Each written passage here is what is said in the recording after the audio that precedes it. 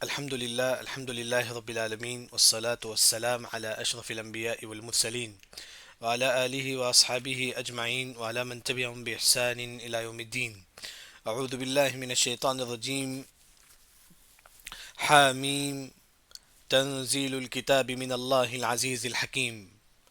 آج انشاءاللہ ہمارا سورۃ الاحقاف کا خلاصہ ہوگا.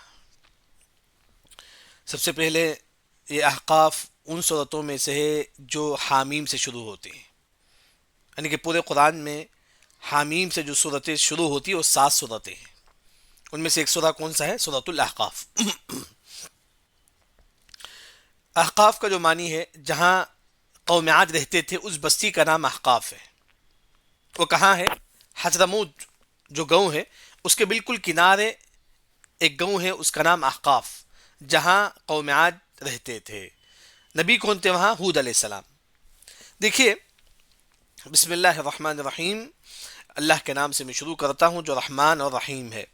حامیم اس کا معنی اللہ کے علاوہ کسی کو معلوم نہیں ہے. آیت نمبر 2 میں اللہ تعالیٰ یہ فرماتے ہیں کہ اللہ نے قرآن نازل کیا اور اللہ تعالیٰ کون ہے؟ عزیز ہے، سب پر غالب آنے والا ہے، حکیم ہے. اللہ کا جو بھی فیصلہ ہے اس میں کوئی نہ کوئی حکمت ہے. کسی کو اللہ نے غریب بنایا، کسی کو اللہ نے مریض بنایا، کسی کو اللہ نے صحت دی. سب چیز میں کوئی نہ کوئی جو نا حکمت ہے. اس کے بعد آیت نمبر 3 میں اللہ نے کہا کہ ہم نے آسمان و زمین کو جو پیدا کیا ہے ایک مقررہ وقت تک. جب قیامت آئے گی یہ آسمان و زمین سب ختم ہو جائیں گے. جیسا کہ اللہ نے کہا کہ یوم تبدل الارض غیر الارض والسماوات. قیامت کے دن دوسرا آسمان ہوگا، دوسری زمین ہوگی. یہ آسمان نہیں ہوگا قیامت کے دن، یہ زمین نہیں ہوگی، پورا دوسرا ہوگا. وہی اللہ نے کہا کہ یہ آسمان و زمین جو ہے نا اس کے درمیان جو بھی ہے ایک مقررہ وقت تک، یعنی کہ جب قیامت آئے گی تو سب ختم ہو جائیں گے. پھر اس کے بعد اللہ نے کہا کہ اے نبی تم کافروں کو ڈراؤ. جب کافروں کے سامنے دین کی باتیں کی جاتی ہے تو کافر اس کو نہیں مانتے ہیں. آیت نمبر 4 میں اللہ تعالیٰ کہتے ہیں کہ کافر جس کو تم پکارتے ہو اللہ کے علاوہ، ارونی ماذا خلقوا من اللہ، مجھے بتاؤ کہ انہوں نے کیا پیدا کیا ہے. یعنی کہ اللہ نے آسمان، زمین، پرندے، چرندے سب اللہ نے پیدا کیا ہے. ایک کافر جس کی تم عبادت کرتے ہو، بتاؤ انہوں نے کیا پیدا کیا ہے. پھر اس کے بعد اللہ نے کہا کہ ام لہم شرک فی السماوات. ایک کافر یہ بت جس کی تم عبادت کرتے ہو کیا وہ اللہ کے پارٹنر ہی؟ نہیں، ایسی کوئی بات بھی نہیں. ایتونی بکتاب من قبل هذا او، اے کافر تم بت کی عبادت کرتے ہو، وہ صحیح ہے تو کوئی پروف لے کر آؤ. اس سے پہلے جو تورات گزری ہے، انجیل، اس میں کچھ ایسا اس طرح لکھا ہے کیا؟ اے لوگوں تم بت کی عبادت کرو، اس طرح کتابوں میں ہے کیا؟ تورات انجیل میں ہے تو لے کر آؤ. یعنی کہ اللہ تعالیٰ کافروں سے پروف مانگتے ہیں. یعنی کہ ہم نماز پڑھتے ہیں کیوں؟ کیونکہ پروف ہے. ہم اللہ کی عبادت کرتے ہیں کیوں؟ کیونکہ پروف ہے. اللہ الصمد لم یلد لا الہ الا اللہ. کافر جس بت کی تم عبادت کرتے ہو اس کیا پروف ہے؟ پھر اس کے بعد اللہ تعالیٰ کہتے ہیں کہ او اثارت من علم. ایک کافر کم از کم عقل سے کوئی دلیل لے کر آؤ کہ جو ہے نا تم جو عبادت کرتے ہو بالکل صحیح ہے. ایسی کوئی بات جو ہے نا نہیں ہے کافروں کے پاس، لیکن اللہ تعالیٰ پھر بھی پوچھتے ہیں. اس کے بعد آیت نمبر 5 میں اللہ تعالیٰ کہتی ہیں، دیکھیں ومن اضل، اس کا معنی اس سے بڑا گمراہ کون ہو سکتا ہے جو اللہ کے علاوہ دوسروں کو پکارتا ہے. جیسے کہ آج کل مسلمان بھی کئی لوگ مزار میں جا کے سجدہ کرتے ہیں، فلاں پیر فلاں ولی کو پکارتے ہیں. اس طرح کافر بت کے سامنے کھڑے ہو کر بت کو پکارتے ہیں. اللہ نے کہا کہ اس سے بڑا گمراہ کون ہو سکتا ہے جو اللہ کے علاوہ دوسروں کو پکارتا ہے. لیکن لا يستجیب له الى یوم القیامہ، یہ قبر والے، یہ بت قیامت تک تم کو جواب نہیں دیں گے. قیامت تک تمہاری پکار کا جواب یہ نہیں دیں گے. وہم عن دعائهم غافلون. ایک کافر تم پکارتے ہو بت کو، لیکن بت کبھی بھی آپ کی باتیں نہیں سنتا ہے. یہ مسلمان جو قبر میں کھڑے ہو کر مزار کو، ولی کو پکارتے ہو، یہ قبر میں جو ولی ہے وہ قیامت تک آپ کی باتیں نہیں سن سکتے. پھر اس کے بعد اللہ نے کہا کہ آیت نمبر 6 میں جس کو یہ لوگ پکارتے ہو یہ بت کل ان کے خلاف ہو جائیں گے. جیسا کہ عیسیٰ علیہ السلام کو لوگ عیسیٰ علیہ السلام کو پکارتے ہیں، ان کی عبادت کرتے ہیں، خود عیسیٰ علیہ السلام کل قیامت کے دن عیسائیوں کے خلاف ہو جائیں گے. کہیں گے کہ اللہ تعالیٰ میں نے نہیں کہا تھا، میں نے نہیں کہا تھا کہ وہ میری عبادت کریں. یعنی کہ جس کی بھی یہ عبادت کرتے ہیں وہ خود ان کے خلاف ہو جائیں گے کل قیامت کے دن. پھر سورہ آیت نمبر 7 میں اللہ نے کہا کہ وَإِذَا تُتْلَىٰ عَلَيْهِمْ آيَاتُنَا بَيِّنَاتٍ. جب کافروں کے سامنے قرآن پڑھا جاتا ہے، قرآن کی تلاوت کی جاتی ہے، یہ کافر کہتے ہیں کہ هذا سحر مبین، یہ تو جادو ہے. آپ صلی اللہ علیہ وسلم جب قرآن پڑھتے تو کافر کیا بولتے تھے؟ جادو ہے، یہ سب جادوگر ہے، یہ سب جو ہے نا قرآن نہیں ہے۔ اس کے بعد ام یقولون افطرا، یہ کافر کیا بولتی کہ محمد نے قرآن کو گھڑ لیا ہے، اپنی طرف سے جو ہے نا محمد نعوذ باللہ قرآن کو گھڑ لیا ہے۔ تو آپ صلی اللہ علیہ وسلم نے کہا کہ قل ان افتریتہ، اگر میں نے قرآن کو گھڑ لیا ہے، ایک کافر تم بولتے نا کہ میں نے قرآن کو گھڑ لیا ہے، آپ صلی اللہ علیہ وسلم نے کہا کہ اگر میں نے اس کو گھڑ لیا ہے فلا تملکون لی من اللہ شیئا، اگر اللہ تعالیٰ مجھے عذاب دینا چاہے تو آپ بھی مجھے نہیں روک سکتے۔ اگر میں نے قرآن کو گھڑ لیا ہے تو انتظار کرو، اللہ مجھے عذاب دے گا، جب اللہ مجھے عذاب دے گا تو جو نا آپ بھی مجھے نہیں بچا سکتے۔ یعنی کہ آپ صلی اللہ علیہ وسلم سمجھاتی ایک کافر اگر میں نے گھڑ لیا ہے تو اللہ مجھے عذاب دے گا، لیکن ایسی کوئی بات نہیں ہے، میں نے نہیں گھڑا ہے اس کو، بلکہ اللہ نے کہا کہ ہوا اعلم بما تفیضون فی، اللہ تعالیٰ زیادہ جانتا ہے۔ کافر جو بکواس کرتے ہیں آپ صلی اللہ علیہ وسلم کے بارے میں، شاعر ہے، مجنون ہے، پاگل، اللہ تعالیٰ جو نا زیادہ جانتے ہیں۔ پھر اس کے بعد آپ صلی اللہ علیہ وسلم نے کہا کہ کفا بہ شہیدا بینی و بینکم، یہ قرآن اللہ کا کلام ہے، گواہ کون ہے؟ میں اور اللہ تعالیٰ۔ آپ صلی اللہ علیہ وسلم کہتے ہیں کہ میرے اور تمہارے درمیان گواہ کون ہے؟ اللہ تعالیٰ ہے، کیا ہے؟ قرآن اسی کا کلام ہے۔ پھر اس کے بعد اللہ تعالیٰ غفور ہے، معاف کرنے والا ہے، اور رحیم ہے، اور رحم کرنے والا ہے۔ اس کے بعد اللہ نے کہا کہ آیت نمبر 9 میں کہ کافروں نے آپ صلی اللہ علیہ وسلم کا انکار کیا، تو آپ صلی اللہ علیہ وسلم نے فرمایا کہ ما کنت بدعا من الرسل، میں کوئی نیا رسول نہیں ہوں، میں کوئی نیا رسول نہیں ہوں، ہر قوم میں رسول آتے تھے، دین کی دعوت دیتے تھے، اس طرح میں بھی ایک رسول ہوں، محمد مصطفیٰ صلی اللہ علیہ وسلم، میں بھی ایک رسول ہوں، میں کوئی نیا رسول نہیں ہوں۔ پھر اس کے بعد آپ صلی اللہ علیہ وسلم نے کہا کہ وما ادری ما يفعل بی ولا بکم، اے کافر میرے ساتھ کیا ہوگا، تمہارے ساتھ کیا ہوگا، دنیا میں نہ مجھے معلوم ہے نہ تم کو معلوم ہے، لیکن قیامت میں تو مجھے جنت ملے گی، تم کو جہنم ملے گی، لیکن دنیا میں میرے تمہارے ساتھ کیا ہوگا نہ مجھے معلوم ہے نہ تم کو معلوم ہے۔ پھر آپ صلی اللہ علیہ وسلم نے کہا کہ میرا کام جو ہے نا لوگوں کی طرف دین کی باتیں بتانا ہے اور کھلم کھلا ڈرانا ہے۔ اس کے بعد آیت نمبر 10 میں آپ صلی اللہ علیہ وسلم نے کہا کہ کافر تم میں کئی لوگ قرآن کا انکار کرتے ہیں، کافر قرآن کا انکار کرتا ہے، تو اللہ نے کہا کہ وَشَهِدَ شَاهِدٌ مِّن بَنِي إِسْرَائِيلَ عَلَى مِثْلِهِ فَآمَنَ وَاسْتَكْبَرْتُمْ، اے کافر تم قیامت تم جو نا قرآن کا انکار کرتے ہو، جبکہ تم میں سے ایک شخص ہے جو یہ کہتا ہے کہ قرآن سچا ہے اور ایمان بھی لاتا ہے، جیسے کہ عبداللہ بن سلام کافر تھے، یہودی تھے، یہ پورے یہودی قرآن کا انکار کرتے ہیں، جبکہ انہی میں سے ایک شخص کون؟ عبداللہ بن سلام بولتی کہ قرآن سچا ہے اور ایمان لاتے ہیں۔ عبداللہ بن سلام رضی اللہ عنہ اسلام قبول کر لیتی۔ اللہ تعالیٰ کہتے ہیں کہ کافر تم قیامت کا انکار کرتے ہو، بلکہ تمہیں میں سے ایک شخص جو ہے نا یہ کہتا ہے کہ قرآن سچا ہے اور ایمان بھی لاتا ہے۔ پھر اس کے بعد اللہ نے کہا کہ ظالم قوم کو اللہ کبھی ہدایت نہیں دیتے۔ اس کے بعد آیت نمبر 11 میں جب بلال رضی اللہ عنہ غریب صحابہ تھے، عمار رضی اللہ عنہ غریب صحابہ، انہوں نے اسلام قبول کی، تو مشرکون نے، کافروں نے کہا لو کان خیرا ما سبقونا الیہ، اگر یہ دین خیر ہوتا، بہتر ہوتا تو سب سے پہلے ہم ایمان لاتے، یہ غریب صحابہ نہیں، ہم ایمان لاتے۔ یعنی کہ یہ کافروں نے کہا کہ اگر یہ دین بہتر ہوتا تو ہم سب سے پہلے ہم ایمان لاتے، یہ غریب کیوں؟ تو اس طرح جو نا وہ صحابہ کو چھڑانے لگے۔ پھر اس کے بعد کافروں جب کافر کو ہدایت نہیں ملی، انہوں نے کہا کہ ھذا افک مبین، یہ تو کھلم کھل، یہ تو پرانا جھوٹ ہے، اس طرح جو ہے نا من گھڑت باتیں جو نا بولنے لگے۔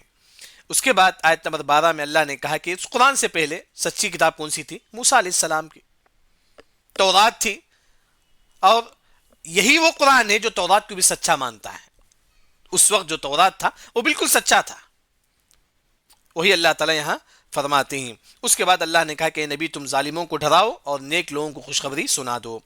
پھر اس کے بعد آیت نمبر 13 میں اللہ نے کہا کہ ان الذین قالوا ربنا اللہ، جو مسلمان بولتا ہے کہ میں توحید پرست ہوں، ثم استقاموا، پھر پوری زندگی دین پر جم جاتا ہے۔ استقاموا کا ایک معنی واجب چیز ادا کرنا، اور دوسرا مرتے دم تک علم حاصل کرنا، یعنی کہ کئی معنی جو نا اس کے بتائے ہیں، یعنی کہ انسان استقامو، مرتے دم تک دین کا علم حاصل کرے، مرتے دم تک جو نا نماز کی جو واجب جو چیز ہے اس کی پابندی کرے۔ فلا خوف علیہم ولا هم يحزنون، موت کے وقت فرشتے کہیں گے آپ قبر کے بارے میں مت ڈرو، حشر کے بارے میں مت ڈرو، نہ ہی اپنے بیوی بچوں کے بارے میں آپ ڈرو۔ خوشخبری سنائیں گے فرشتے موت کے وقت ایسے لوگوں کو۔ اس کے بعد اللہ نے کہا کہ اولئک اصحاب الجنہ، یہی لوگ جنت میں داخل ہونے والے ہیں، جزاء بما كانوا يعملون، جنہوں نے نیک عمل کیا اس کا بدلہ جو ہے نا جنت ہے۔ اس کے بعد اللہ تعالیٰ بچوں کو نصیحت کرتے ہیں، کیا کہ وَوَصَّيْنَا الْإِنسَانَ بِوَالِدَيْهِ، ہم نے انسانوں کو نصیحت کرتے ہیں، اولاد کو نصیحت ہم لوگ کرتے ہیں کہ احسانہ، والدین کے ساتھ حسن سلوک کرو، والدین کے ساتھ جو ہے نا تم حسن سلوک کرو. یہ اللہ تعالیٰ جو ہے نا بچوں کو نصیحت کرتے ہیں، اولاد جو بھی بچے ہیں تمام کو نصیحت اللہ تعالیٰ کرتے ہیں. اور یہ کہتے ہیں کہ کیوں والدین کے ساتھ حسن سلوک کرنا ہے؟ یہ وہ ماں ہے جو آپ کے پیٹ میں آپ کو رکھی ہے، 9 مہینہ تک آپ کو اپنے پیٹ میں رکھی ہے، اس کو تکلیف ہوتی ہے، پھر ساتھ میں ڈیلیوری کے وقت تکلیف ہوتی ہے، پھر یہ وہ ماں ہے جو آپ کو 2 سال تک دودھ پلاتی ہے. یعنی کہ یہ تکلیف پر تکلیف اٹھاتی رہتی ہے. تم ان ماؤں کی عبادت، یہ مطلب ان کے ساتھ حسن سلوک کرو. ایک صحابی رسول آتے ہیں، غالباً ان کا نام جاہیمہ رضی اللہ عنہ، جاہیمہ ہے. وہ کہتی ہے اللہ کے نبی میں جہاد کرنا چاہتا ہوں. آپ سے نے فرمایا کہ احی والداک، کیا تمہارے والدین زندہ ہیں؟ انہوں نے کہا کہ ہاں. آپ سے نے فرمایا کہ جا کے اپنے والدین کی خدمت کرو، تم کو جہاد کے برابر اللہ تعالیٰ تم کو ثواب دیں گے. یعنی کہ والدین کی اطاعت تم کو جہاد کے برابر اللہ تعالیٰ آپ کو ثواب دیں گے. تو وہی اللہ تعالیٰ یہاں فرماتی ہے تم والدین کی اطاعت کرو. یہاں ایک جو بات ہے کہ ڈیلیوری اور دودھ پلانا دونوں کی مدت یہاں 30 مہینے بتایا گیا ہے.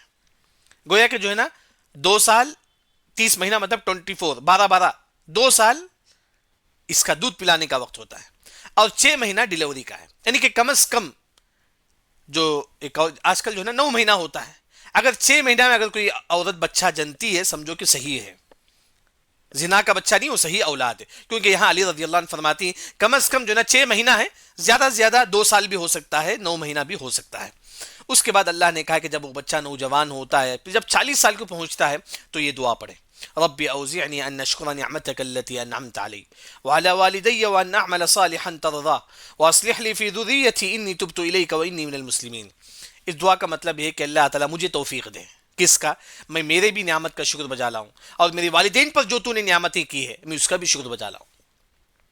پھر ساتھ میں یہ جو دعا ہے وہ یہ ہے کہ ان اعمل صالحا ترضاه، اللہ مجھے ایسا عمل کرنے کی توفیق دے جس سے تو خوش ہو جائے. آپ کچھ بھی عمل کرتے آپ کا ٹارگیٹ ہے کہ اللہ تعالیٰ خوش ہو جائے. واصلح لی فی ذریتی، اللہ میرے جو بچے ہیں ان کو نیک بنا دے. جیسا کہ ابو محشر ایک عالم دین کے پاس آتے ہیں، آ کر پوچھتے ہیں کہ میرے بچے نافرمان ہیں، میں کیا کروں؟ تو انہوں نے کہا کہ جو نا واصلح لی فی ذریتی، یہ آیت تم پڑھو، یہ دعا میں آیت پڑھو.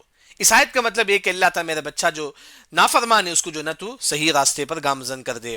انی تبت الیک و انی من المسلمین، اے اللہ میں تجھ سے ہی توبہ کرتا ہوں اور میرا شمار مسلمانوں میں کر دے.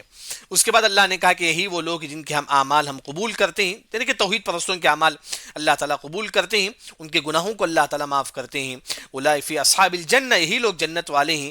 وعد الصدق الذی کانوا یوعدون، جو آپ سے وعدہ کیا گیا ہے جنت وہ اللہ تعالیٰ آپ کو دے گا. اس کے بعد آیت نمبر 17 میں اللہ تعالیٰ سمجھے کہ ایک وہ خاندان جس میں ماں باپ مسلمان، بچہ کافر. اب یہ بچہ جو کافر ہے اپنے ماں باپ سے کہتا ہے کہ اف لکما، میں تم سے بیزار آ چکا ہوں، میں تم سے بیزار آ چکا ہوں، میں تم سے تنگ آ چکا ہوں. اگر کوئی مسلمان بیٹا بھی اپنے ماں باپ سے کہتا ہے کہ میں تم سے تنگ آ چکا ہوں، وہ نافرمان بیٹا ہے. یہ نافرمان بیٹا حرام ہے شریعت میں. بلکہ یہ کافر یہ کہتا ہے کہ اف لکما، اے ماں باپ میں تم سے تنگ آ چکا ہوں. یہ کافر بیٹا ہے اپنے ماں باپ سے کہتا ہے. پھر اس کے بعد یہ کافر جو بیٹا ہے جب ان کے ماں باپ ان کو سمجھاتی ہیں دیکھے بیٹے قیامت پر ایمان لاؤ کیونکہ ہم کو دوبارہ اللہ تعالیٰ پیدا کریں گے، تو یہ کافر کہتا ہے کہ اتعدانی ان نخرج، اے ماں باپ کیا تم مجھ سے وعدہ کرتے ہو کہ اللہ ہم کو دوبارہ پیدا کرے گا؟ یہ تو بالکل ناممکن ہے. یعنی کہ کافر قیامت کا انکار کرتی، اس طرح کافر بیٹا بھی جو ہے نا قیامت کا انکار کرتا ہے. یہ دونوں ماں باپ کہتے کہ وہ ہما یستغیثان اللہ، اللہ سے مدد مانگتے ہیں اللہ تعالیٰ میرے بچے کو نیک بنا دے. اور ساتھ میں کہتی کہ ویلک، اے بیٹا تو برباد ہو جا. کیوں؟ کیونکہ تو نے اسلام نہیں قبول کیا. کم از کم آمن، اے بیٹے تو اسلام قبول کر لے کیونکہ اللہ تعالیٰ کا جو وعدہ ہے سچا ہے. لیکن یہ کافر بیٹا کہتا ہے کہ ما ھذا الا اساطیر الاولین، امی جان یہ سب پرانے زمانوں کا قصہ ہے، اللہ تعالیٰ دوبارہ ہم کو نہیں اٹھائے گا. اس کے بعد اللہ تعالیٰ آیت 18 میں کہتے ہیں جن لوگوں نے بھی قیامت کا انکار کیا، انسانوں میں سے جنوں میں سے، اللہ نے ان کو ہلاک کر دیا، اللہ نے ان کو ہلاک کر دیا. پھر اس کے بعد آیت 19 میں اللہ تعالیٰ کہتے ہیں آپ جو بھی عمل کریں گے، اگر آپ نیک ہی توحید پرستی، آپ جتنا نیک عمل کریں گے اللہ اتنا بڑا درجہ اللہ تعالیٰ آپ کو جنت میں دیں گے. اس طرح کوئی کافر ہے جتنا برا ہے اسے اتنے زیادہ درکات، یعنی کہ جہنم میں اس سے نیچے جتنے نیچے ہوں گا اتنا نیچے اللہ تعالیٰ اس کو جو نا کر دیں گے. جیسا جنت پہ درجات اوپر ہوں گے، جہنم کے جو درکات ہوں گے وہ نیچے ہوں گے. جیسا آپ عمل کریں گے ویسا اللہ تعالیٰ آپ کو ثواب دیں گے. اس کے بعد آیت نمبر 20 میں اللہ تعالیٰ یہ کہتے ہیں کل کافروں کو جہنم بتایا جائے گا اور کہا جائے گا کہ کافر تم دنیا میں جو کچھ نیک کام کرتے تھے اس کا بدلہ تم کو ہم دنیا ہی میں دیتے ہیں. کافر بھی دنیا میں نیک کام کرتا ہے, صدقہ و خیرات کرتا ہے, کئی نیک کام کرتا ہے. اللہ تعالیٰ کہیں گے کہ کافر تو دنیا میں جو نیک کام کرتا تھا اس کا بدلہ ہم دنیا ہی میں تجھے دیتے. آج تیرے لیے جو نا صرف اور صرف الیوم تجزون عذاب الہون بما کنتم, آج تیرے لیے عذاب ہی عذاب ہے, اس کے علاوہ کوئی نہیں ہے. کیوں؟ کیونکہ تو دنیا میں تکبر کے ساتھ چلتا تھا بغیر حق ہے, پھر اس کے بعد تو دنیا میں فاسق تھا. یعنی کہ اللہ تعالیٰ کافروں کو ہمیشہ ہمیشہ کے لیے جہنم میں پھینک دیں گے. اس وجہ سے جب جہنم کا ذکر آئے ہم پڑھیں گے کہ اللہم انا نعوذ بک من النار. اس کے بعد جیسا کہ سورت کا نام سورت الاحقاف ہے, احقاف کا معنی جہاں عاد علیہ السلام کی قوم رہتی تھی اسی کا یہاں ذکر ہے. اسی کا یہاں دیکھیں وذکر اخا عاد, اے لوگو تم قوم عاد کو یاد کرو. قوم عاد نبی کون تھے؟ ہود علیہ السلام. یہ قوم عاد کہاں رہتے تھے؟ حضرموت ایک گاؤں ہے, اس کے بالکل آخر میں جو نا یہ ایک کنارے ایک گاؤں رہتی تھی جس کا نام احقاف ہے, جہاں قوم عاد رہتے تھے.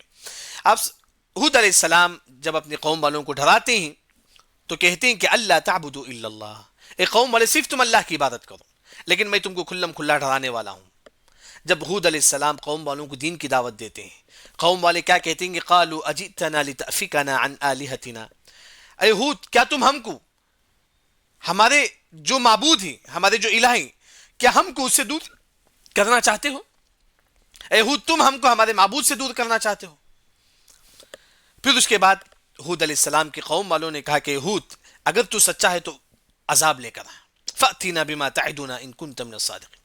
اے ہود تم بولتے نا کہ کافر کو عذاب آئے گا, چل عذاب لے کر آؤ. اے ہود علیہ السلام تم عذاب لے کر آؤ.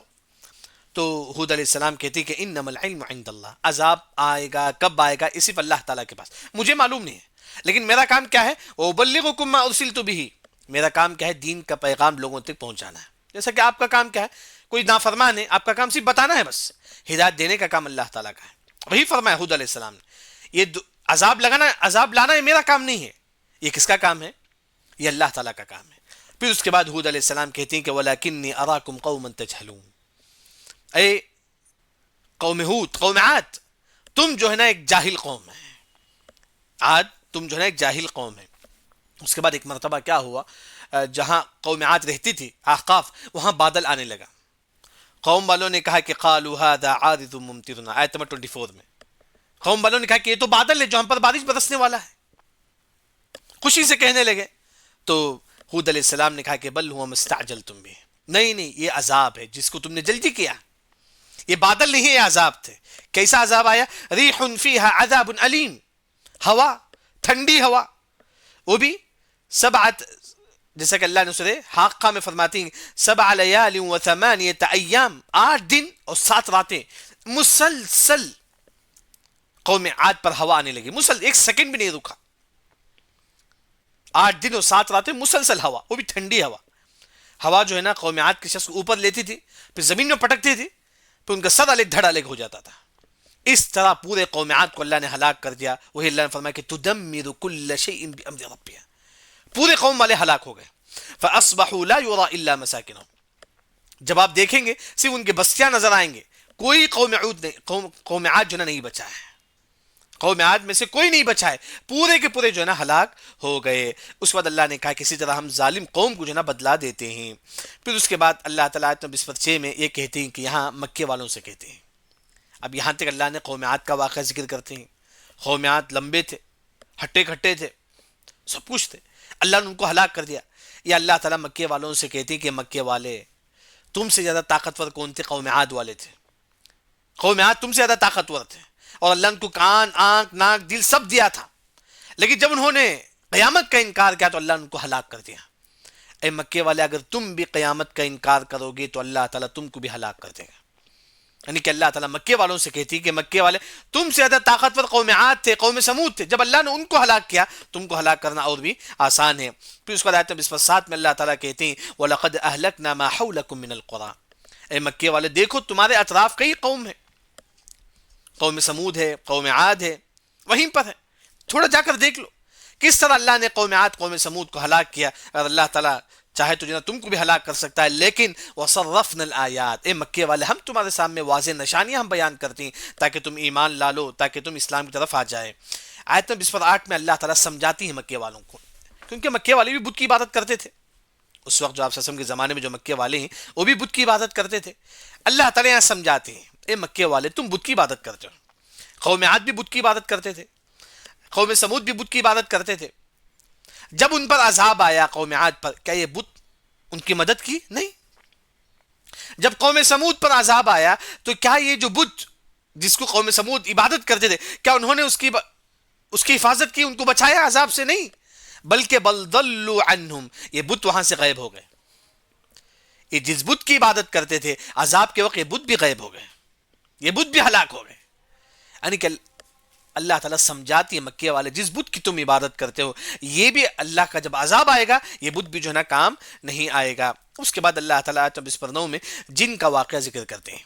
آپ سسم جو ہے نا طائف کے پاس ایک کھجور کا باغ تھا, وہاں کھڑے ہو کر آپ سسم نماز پڑھ رہے تھے تو جنوں کی ایک جماعت آ کر یستمعون القرآن, قرآن سنتے ہیں.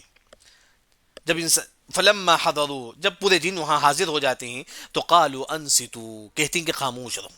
آج ہم لوگ قرآن آن کرتے ہیں یا قرآن کچھ کلاسز سنتے ہیں, یہاں بات بھی کرتے نہیں, جائز نہیں. آپ جب قرآن سنتے ہیں, قرآن پڑھتے ہیں, ریکارڈنگ سنتے ہیں تو آپ قرآن پڑھتے وقت بات نہیں کرنا ہے. آج صبح قرآن پڑھتے وقت جو ہے نا انسان بات نہ کرے. وہی جنہوں نے کہا کہ دوسرے جنوں سے تم بات نہ کرو. فلما قضی ولوا الی قومہم منذرین, جب جنہوں نے قرآن سن لیا تو وہاں سے جا کر اپنے قوم والوں کو جو ہے نا توحید کی دعوت دیتے ہیں. یہ جو جن تھے وہ کون جن تھے؟ یہودی تھے. کیسے معلوم ہوا؟ دیکھیں یہ جن اسلام آپ سے سمجھے قرآن سنتے ہیں, قرآن سننے کے بعد سیدھا اپنے قوم والوں کے بعد جا کر کہتے ہیں کہ یا قومنا, اے میری قوم, انا سمعنا کتابا انزل من بعد موسیٰ مصدقا, اے میری قوم میں نے ایک قرآن سنا ہے جو موسیٰ علیہ السلام کے بعد نازل کیا گیا ہے. اے قوم میں نے ایک قرآن سنا ہے جو موسیٰ علیہ السلام کے بعد نازل کیا گیا ہے. یعنی کہ یہاں یہ جو جن تھے وہ یہودی تھے. جیسے کہ آج ہمارے پاس ہوتی یہودی عیسائی, یہ جن جو سننے والے تھے یہودی تھے جو موسیٰ علیہ السلام پر ایمان لائے تھے. جب انہوں نے قرآن سنا تو یہی کہا کہ ہم نے موسیٰ علیہ السلام کے بعد ایک اور کتاب ہم نے نازل ہوتے ہوئے دیکھا ہے, وہ ہے قرآن ہے. اے لوگو, اے جن, تم اس پر ایمان لاؤ. دوسرا جو جواب ہے وہ یہ کہ جنہوں نے کہا کہ ہم نے موسیٰ علیہ السلام کے بعد ایک کتاب ہم نے سنا ہے, حالانکہ انجیل بھی تھا لیکن انجیل کا ذکر نہیں ہے, کیونکہ تورات میں آپ سسم کی خوشخبری کا ذکر تھا, انجیل میں نہیں تھا. تورات میں لکھا تھا کہ ان قریب ایک محمد, ایک شخص آئے گا احمد نامی, جس پر قرآن نازل ہوگی. یہ کس میں تھا؟ تورات میں تھا, انجیل میں نہیں تھا.